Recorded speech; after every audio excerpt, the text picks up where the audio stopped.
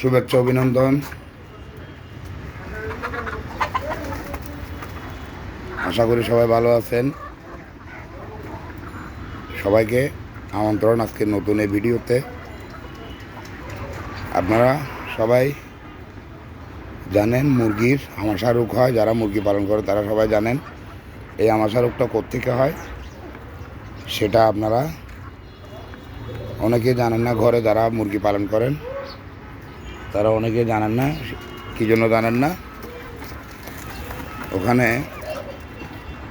দেশি মুরগির যে কোনো রোগে প্রথমে ঠান্ডা লাগে, ওখান থেকে বিভিন্ন রোগে সংক্রামিত হয়।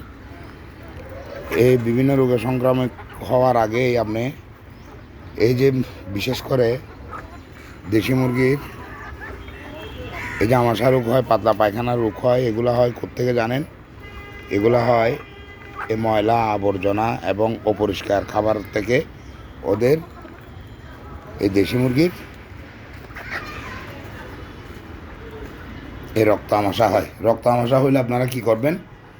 আপনারা প্রাকৃতিক উপায়ে ওদেরকে সারার চেষ্টা করবেন এবং না হয় প্রাকৃতিক উপায়ে আপনারা এই যে দেখেন, ওই যে আমার ওখানে পেঁপে গাছ, বিভিন্ন পেঁপে গাছের এই পেঁপে গাছের পাতা পেস্ট করে দিবেন, না হয় ঝুলাই দিবেন। দেখবেন ওই যে দেখছেন পেঁপে গাছের পাতা ঝুলাই দিলে কিন্তু আমাশা রোগটা অনেকাংশে নিরাময় হবে। তো আপনারা ভেটেনারি দোকানে ওষুধ পাওয়া যায়, ওখান থেকেও আপনারা ESB30 কিংবা রেনাকে একটা ওষুধ আছে, এই রেনাকে ওষুধ, এটা আপনারা ব্যবহার করবেন। ব্যবহার করলে দেখা যাবে কি আপনাদের মুরগির এই যে আমাশা, রক্ত আমাশা রোগ, এই যে পাতলা পায়খানা রোগ একদম ভালো হয়ে গেছে। সাথে আপনারা লাইসোবিট খাওয়াই দিবেন।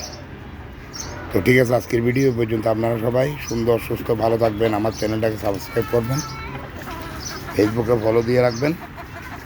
আমি নতুন ভিডিও দেওয়া মাত্র আপনারা পাই যাবেন। লাইক কমেন্ট শেয়ার করে আমার পাশে থাকবেন। খোদা হাফেজ, আসসালামু আলাইকুম।